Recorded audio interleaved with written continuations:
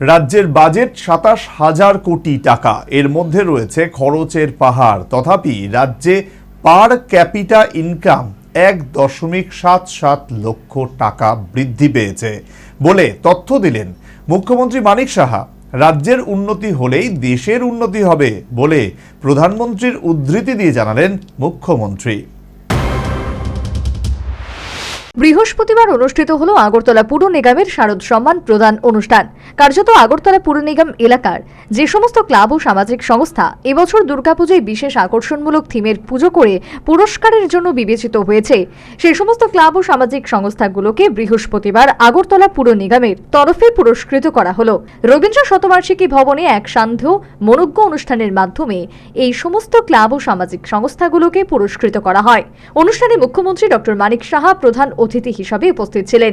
এছাড়া উপস্থিত ছিলেন সাংসদ রাজীব ভট্টাচার্য, পর্যটন মন্ত্রী Sushanta Chowdhury, mayor Dipak Majumdar, deputy mayor Monika Das Dutta সহ অন্যান্য বিশিষ্ট ব্যক্তিবর্গ। অন্যান্য অতিথিদের সঙ্গে নিয়ে প্রদীপ জ্বালিয়ে মুখ্যমন্ত্রী মানিক সাহা অনুষ্ঠানের সূচনা করেন। রাজ্যের উন্নতি হলেই দেশের উন্নতি সম্ভব। প্রধানমন্ত্রী মোদীর এমন বক্তব্যের উদ্ধৃতি দিয়ে রাজ্য এবং রাজধানী আগরতলার বিভিন্ন উন্নয়নমূলক বিষয় মুখ্যমন্ত্রী তার ভাষণে তুলে ধরেন।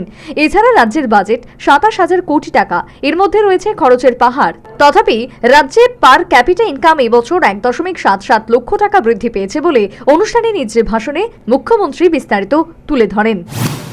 এবং আমাদের টোটাল বাজেট হচ্ছে, আপনারা সবাই জানেন, ২৭,০০০ কোটি টাকা। এবং ২৭,০০০ কোটি টাকার মধ্যে যদি আমরা যারা স্যালারি দিয়ে, পেনশন দিয়ে, লোনের যে শোধ এগুলো দিতে দিতে বা লোনের টাকা দিতে দিয়ে গিয়ে আমাদের প্রায় 10,000 কোটি আমাদের থাকে। ১০,০০০ কোটি টাকার মধ্যে এর মধ্যে আমাদের যে এই শেয়ার, আমাদের যেটা নিজেদের যে আমাদের রেভিনিউ আসে তার থেকে আমাদের এডিসিকে দিতে হয় প্রায় 25%, যদিও ওনাদেরকে আমরা 39% দিচ্ছি। আরও যেসব অন্যান্য যেসব স্কিমগুলো আছে, আমাদের ইউএলবি যেগুলো আছে ইনক্লুডিং আগরতলা মিউনিসিপ্যাল কর্পোরেশন, সেখানে আমাদের 10% থেকে 15% দিতে হবে। এরপর আমাদের ডেভেলপমেন্ট, আমাদের এখানে কোথা থেকে ইনকাম আসবে, ছোট রাজ্য, কিন্তু তারপরেও এবার 1.77 লাখ আমাদের যে পার ক্যাপিটা ইনকাম আমাদের ত্রিপুরায় বেড়েছে অনেক বেশি, মানে পুরো পুরস্কৃত ক্লাব ও সামাজিক সংস্থাগুলোর প্রতিনিধিদের হাতে ট্রফি সহ পুরস্কার স্বরূপ অর্থ মূল্যের চেক তুলে দেওয়া হলো। অনুষ্ঠানে পুরস্কৃত বিভিন্ন সামাজিক সংস্থা ক্লাবগুলোর প্রতিনিধিরা উৎসাহিত ও আনন্দিত।